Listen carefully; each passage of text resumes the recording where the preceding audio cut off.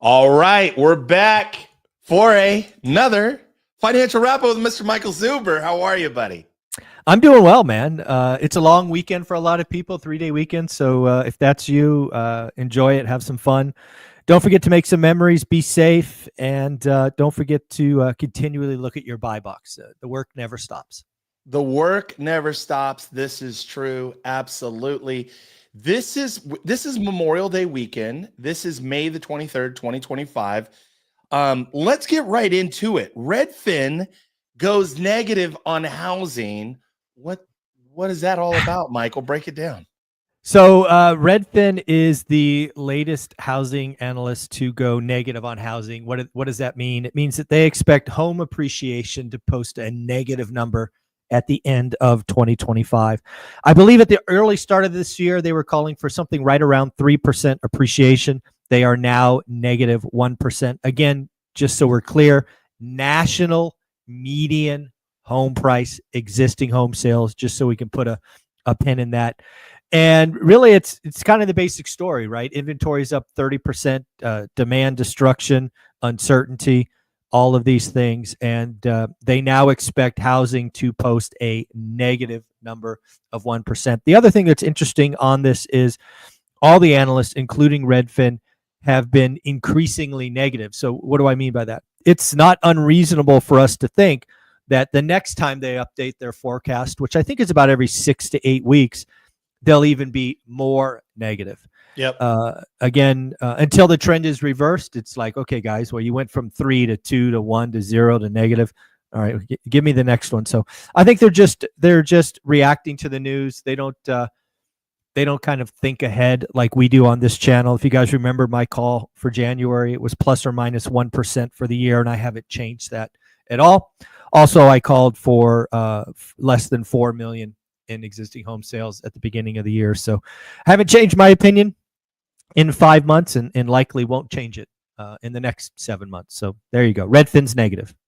That's why I love these discussions, the Friday show. Michael, just for the audience, Michael said this 6-9 months ago. That's what was going to happen. And so now when we see Redfin, Realtor.com, NAR, we'll see everyone else follow. But basically, they're saying that two things I want to point out here for the audience, especially if you're a new viewer or listener. The crash bros are wrong. The market's not going to crash in spite of all the crazy first 4.5 months of the year, right? Was it crazy? Yeah, I warned you the first 6 months are going to be bananas. And so far, I've been right. So far, that's probably been my best call ever. It's the first 6 months of Trump's term are going to be chaotic. That was a good call. Chaos is what you said. Chaos and uncertainty. And then, of course, what did we hear the media say? Uncertainty, uncertainty, uncertainty. And then, again, you called this, though, because, again, there's still all the crash bros. We're talking about crash. You said, no, it's not going to crash. There's not enough supply. There's not enough transactions for the thing to crash. Yeah, it's just not enough distress.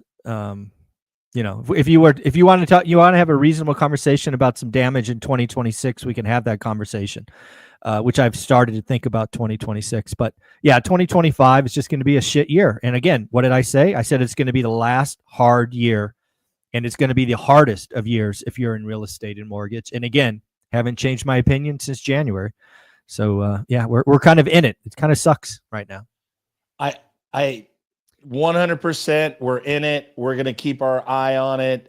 Thank God we have you doing all the research and, spending tens of hours every week, knowing what's going on, doing the research. So let's keep going. Let's talk about, now this is Memorial Day weekend. Traditionally, you and I laugh pre-roll, right? For you, right? I said, hey, a 3-day weekend. I've got young kids in school. So for us, we're going to do some fun stuff. Tell them what you told me about the 3-day weekend. I typically try to avoid 3-day weekends because it's amateur hour out there and everything's chaotic and lots of people are doing lots of things. And I just want no part of that. I've worked very hard in my life where, I'll go out on a Tuesday or I'll go out on a Thursday as opposed to just being one of the masses, out there Memorial Day. It's just I don't have to be there and I won't be there. Yeah, the masses, and then it rhymes with masses. There's another word. Yeah, just drop the M. Yeah. Okay. All right. So let's talk about this weekend. You and I love to work. We work. Work's our favorite. Sunday, we're going to do some work. Tell people what we're doing. I'm excited. You're excited. Tell people what we're doing on Sunday. Yeah. So once again, Inside School, we are going to be going live 8 a.m. It's, it may be a 3-day weekend for you. So if you can't join, no hard feelings.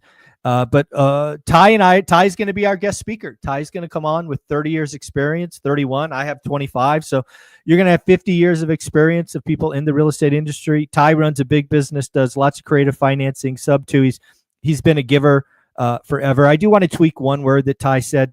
Ty says we like to work. I would like to say we like to give. Nothing I do feels like work. If it felt like work, I wouldn't do it. But yeah, we're going to be giving back. And the other thing I want to talk about school, it's really funny. I got some feedback from the financial firefighter, Mark, that somebody joined school and then was disappointed that I take my Sunday morning lives and post them on YouTube. So they canceled their subscription. First of all, good. If you don't think it's valuable, but I thought it was odd that the person canceled their subscription because they didn't think there was enough uniqueness inside school. So let me remind you what you get. First off, you get access to 400 people going the same direction. We have curated a growing population of people going in the same direction, and more of them are networking together. That's unique. Second, we've put out thousands of dollars in education, myself, yourself, Jason Pritchard, and others, that you would probably have to spend $5 to $10,000 to get in any other form we give for free. Next, we have 7 different accountability groups with a multifamily accountability group just spinning up in the last couple of weeks. We now have 7 that you can join. Next, I give you access to me most Sundays of the year to ask me questions live. And then you're pissed off because I take that video and post it on YouTube to show everybody else out there that we are unique, we are good, we are moving. So, you know what I might do is I might just keep them private if that's such a thing that maybe I won't post them. But I don't know. Let the audience tell me. Should I post them? Should I keep them private? Again, as I've told everybody, I have no idea what I'm doing. Right? This whole, building a business or a brand or something is completely foreign to me. So, I thought I was doing a good thing by highlighting the uniqueness of one rental at a time, but maybe I'm cutting off my nose to spite my face, and I should create more behind the curtain and secret stuff. But I don't know. I have no idea what I'm doing. I think you're doing great, man. And I will say this, it's wild because this, just a short little story. So just about a year ago, actually, I'm with Michael. I stay at his home with him and Olivia. We spend a week together filming video content, working on projects, talking about what's next for one rental at a time. I start telling Michael, well, do this $500 a month program, $1,000 a month program. And then I said, then come up with this really kind of exclusive, maybe like a $10,000, $15,000 membership 1 year. like we talk about kind of like the value ladder, right? I remember. Yeah. I remember. 2 weeks later, Michael goes, I've got it. Thank you for all your help. We literally on a whiteboard, just so people know, he and I spent in that office where you're sitting at. Yep. We have a whiteboard and we wrote down all the products, all the services. We have this whole whiteboard full of all of the stuff that Michael provides. And then he calls me 2 weeks later and he goes, I've got it. I'm going to do a school community and I'm going to give the $10,000 plus thing, but I'm going to do it for $20 a month. Now, just so you know, I remember. and I'm like, cool. That's awesome. So let's, I want you guys to understand the value here. Again, I'm a pitch guy. I like to pitch, but let me just be really clear here. The value you get in the Sunday morning isn't the actual recording or the content. It's actually being in the room. Yeah. Okay. That's what I thought. Yeah. I've been doing this show with Michael 5 years. For 5 years, every Friday, whatever that is, 5 times 50 times. We've done this show nonstop for 5 years. Let me tell you why. I wanted to be in proximity with Michael so that I could ask him questions. And basically what it was is me show up on Friday and ask, how does CPI work? How does this inflation thing? I don't understand. Like what, like that was the whole thing. Now, just so you know, in school, you get to be in the room, number one. Yeah. Number two is you get to meet a lot of like-minded people. But number three is you can pepper Michael with as many questions as you want, as well as he brings on Adrian Hernandez, one of our dear friends. You get to ask Adrian, hey, what about this? What about that? Jason Pritchard, myself, the firefighter, the lumberjack landlord, all of the guests, the community, as well as the other members. One brick at a time, or what is it? Casey? Brick by brick wealth. Brick by brick. I was one brick at a time. Smash them together. Yeah, I smashed them together. So you get to ask whoever your avatars are, whoever the people you look up to, or where you need help, you get to come to this school. Yeah. Now, just so you know, in my community, $150 a month minimum. And then the average is about $600 a month to be in the similar kind of thing. Michael is giving it away for $20 a month. And he basically will coach you on Sundays with his millionaire experts. So folks, get yourself involved, $20 a month, take it for a test drive. All right. I just wanted them to understand that, Michael. That's all. So no, I mean, I got that feedback and it kind of throws me for a loop. So, I sometimes have to talk things out loud to kind of get my mind right. So I appreciate the opportunity to share. Yeah. There's lots of information on YouTube. You could just get on YouTube and listen, but the fact that you get to be in the room and then you get to raise your hand and say, hey, Michael, tell me again, how does that buy box thing work? How would you do this if you were in Cincinnati, Ohio? I live in this area. How would you approach this? So, okay, let's keep going. So this week, existing home sales, what happened? What is your take on it? Where are we at? Yeah. So again, I should be wearing my Nailed It t-shirt. So the existing home sales was Thursday, and the experts were calling for 4.12 million. That would have been up roughly 2 or 3% from the previous month, which was, I think, 4.03.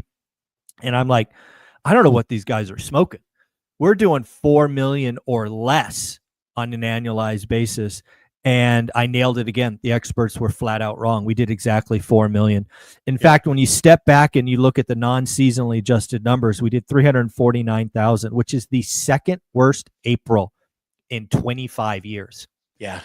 Folks, this game of existing home sales is proving to be easy for you and I to watch, right? We told you this was coming. It came. We've told you this for years, what was happening, and we were right. So we did 349,000. That's 28%, thanks to Lance Lambert, Resi Club, below the 25-year average for April. It just shows you how bad the spring selling season was. We have something like 30% more inventory. Prices, sorry, Crash Bros, were up 1.8% year on year. So again, I find it really interesting that people are still calling for nearly double-digit home price crash by the end of the year. Guys, we're already like 4 or 5 months into the year. So, could housing go negative? Yeah, I said at the beginning of the year, it could be down negative 1%. But to say it's going to go down 7, 9, 13 by the end of the year seems like you don't understand price elasticity. And I suggest you go look that up. Yeah. Yeah. Pay attention, folks. Again, not a crash. Why? Because again, not enough inventory, not enough distress, at least yet. Is it going to come? Maybe. We'll see. Yeah. I got some good questions for you at the end, Michael. I'm going to get through the topics. But existing home sales, 4 million. You're nailing it. I love it. Yep.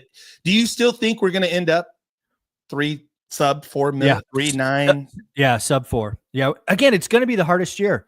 And I told you that in October of last year that 2025 was going to be the hardest year. And again, when I say that now, I actually want you to smile because we're like 5 months into the year. Yep. It's almost over. Yep. Right. And I know it's hard. I talk to mortgage brokers, agents, real estate agents, and it's tough out there. I get it. It's almost over. Let's keep going. Let's get through it. I appreciate the work. Let's talk about new home sales. What happened this week? What's your take on new home sales and builders? Yeah, new home sales again. We got it right. The experts were calling for 695. I assumed they would be higher. Why did I assume that? It's because they're meeting the market. I think builders are doing a couple of things, and why these numbers, are significant. So they expected 695. They did 743. That's a pretty significant beat of like 8% or so. But the reason they beat is because they're meeting the market. They're giving all these giveaways, right? Buying down rates. I've seen people go as low as 399 in some slow markets. Also, builders are building smaller homes, right? So they're selling more of that entry level stuff versus the McMansions. So again, what we're seeing in the market today is if you are a seller and you meet the market, which again for most people is payment, not price, just how it works. Builders, specifically the public builders, have an unfair advantage. And, also this week, Toll Brothers, right, the ultra luxury home builder, beat top line and bottom line, which means they exceeded expectations again. So frankly, new home sales and existing home sales are performing exactly like we thought. And we got another month right. Yeah. And there's a lot of equity out there, right? I mean, there's still a lot of people with money. There's not as if, there's a lot of people that are well capitalized. Mm-hmm. So it all makes sense. Let's talk about the 10-year and then the 30-year. Let's talk about the bonds. Let's talk about the mortgage market.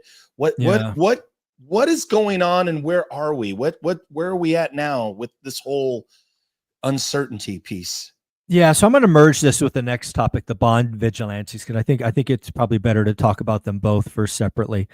So if you guys aren't paying attention, the bond market, it dwarfs the stock market, right? Lots of people out there, especially in YouTube universe, focus on stocks and they act like the stock market is the king of everything. Where in reality, it's like the little brother to the massive big brother, which is the bond market. The bond market sets everything. Specifically, the 10-year note is the standard for the risk-free rate of return. And we have seen the bond vigilantes yank the 10-year note higher 3 times now. 3 times in like the last 7 or 8 weeks, which you all need to be paying attention to that. So when was the first time? The first time the bond vigilantes yanked the 10-year higher was when right after Liberation Day, where somebody put up this chart that just showed stupid reciprocal tariffs, which weren't tariffs or reciprocal. They were trade imbalances. And it was just a complete clusterfuck of messaging.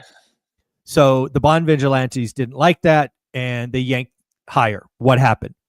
Trump was forced to create a 90-day pause. That was the first time, right? Number 2, the bond vigilantes got upset again about what was going on with China specifically, because again, the 90-day pause was ex-China.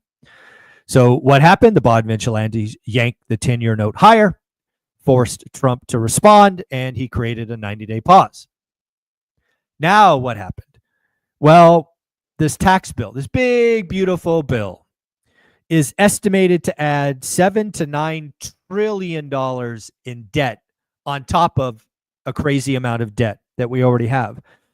The bond vigilantes yanked the 10-year note above 4.5. They yanked the 30-year note over 5. The bond vigilantes expected more.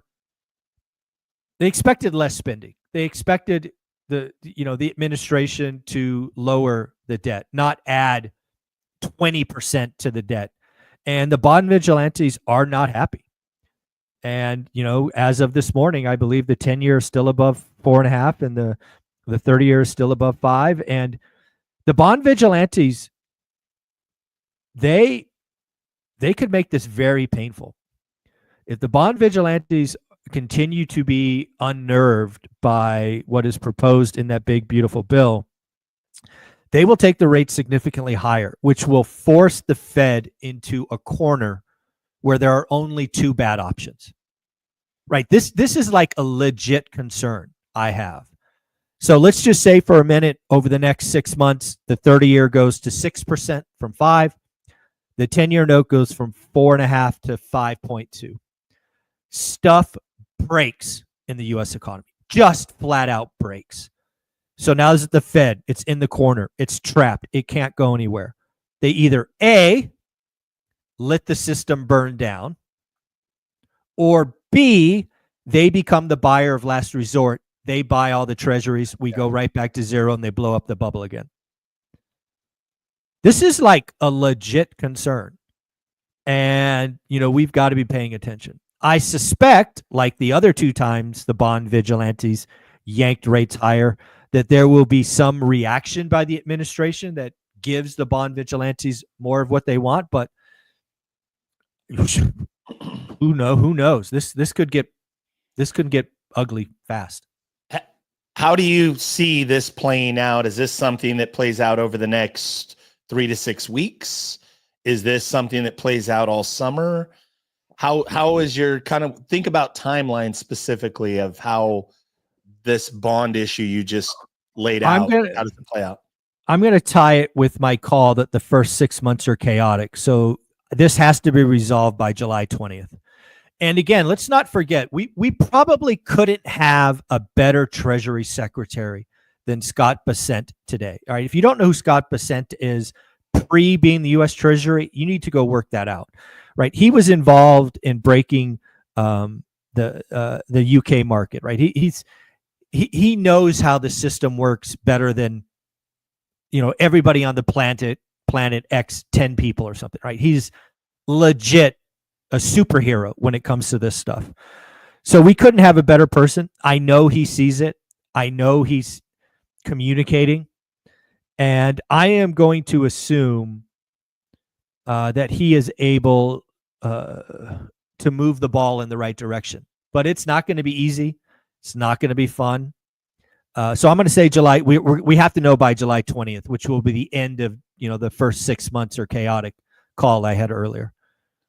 Got it. So basically the next 6 weeks, 7 weeks, we're going to see this play out, how the bond vigilantes play out. It's interesting too that you mentioned Scott Bessent, that Trump would say something would happen. For a while there during April, I had CNBC on every day, just all day muted. Right. And I could see things kind of the headline flashing, but Trump would say something, the stock market would overreact. And then Scott Bessent would come out and then he would say something and then things would calm the water. And so he really is in the financial markets, a guy that really calms the waters with the bond market, with the stock market. So right now, when you say things break, what does that mean? Define that for our audience. Well, again, if you see rates shoot up higher, you're just going to see the economy crater. Right? We are a debt-based system, right? So you're going to see housing get even worse. You're going to see autos get even worse, furniture get even worse. You're going to have companies not borrow. You're going to have companies not invest. You're going to have credit card rates. You're going to have defaults. You're going to have jobless claims. It would send the economy into a nasty recession. That's what I mean by break. Got it. So on the other side of that, when you say which of course, if the economy, quote unquote, breaks, we see that happen, we're probably going to see Fed jump back in. They're going to start buying back treasuries. They're going to start. Give them an example. So we know in 2008, when all that melted down, was there any time between 2008 and 2025 where they jumped back in? COVID, right? COVID for sure. Yeah. COVID. Are there any other times in that time period where they jumped in and intervened and started buying back? Yeah, Trump 1.0, right after the initial tariff or trade war with China, they came in and lowered rates a couple of times. I think that was 19 or maybe it was 18. I haven't looked, but yeah, the Fed has jumped in. They've jumped into the .com crisis. I mean, they jumped in. They've basically, the Fed put was a thing that I think Powell wants to quit. And the Fed put was basically we're going to go to zero. We've been running a series of bubbles since. Let's just call it 1999. And, maybe the answer is, burn the system down, start over, maybe. But history says they won't. The other thing we should have added to this list, we'll throw it in here, is Ray Dalio. Ray Dalio came out after Moody's downgraded the U.S. debt to be the third and final credit rating agency to do that. And Dalio said Moody's missed the point. And what Ray Dalio was saying is, it's not the debt picture, it's the Fed. And Ray Dalio is basically saying, hey, the Fed's going to be put in a tough spot, and the only option they're going to have is to print money. And, Ray Dalio is like, watch out, guys, inflation 2.0 is coming. And it's going to be asset inflation. So when I hear Ray Dalio talk about all that stuff, I'm like, gosh darn it, I'm so happy I've got 30-year debt. I'm so happy I have, real estate that cash flows, pays for itself. If we get back to a world where, inflation goes 4, 5, 8%, that's going to be bad for most people, but good for asset owners, right? Guys, this shirt I'm wearing, inflation's a feature to get rich. Yeah, inflation's a feature, not a bug. And Ray Dalio's like, buckle up, it's coming. So Dalio's call is, in fact, that the Fed's they go back to the print, meaning that rates come down, we start printing money. In the short term, everybody goes, yay, yippee, we're okay, we're going to be okay now. But really what happens is we get into this whole hyperinflation or some inflation. Not hyperinflation. Not hyper, high inflation. Yeah. High inflation. Okay. It's a good thing we got you, Michael. We're trying. Okay, so let's talk real quick. Anything else with Trump, the tariffs, anything else that you kind of see playing out over the summer? We're now in the summer months, summer season. Yeah. Again, what happens with Trump and tariffs and all of this? Until this morning when I opened up my to do the thing I do every day, which was read the financial news, I was pretty sure that uncertainty had peaked and every day was getting better. Yep.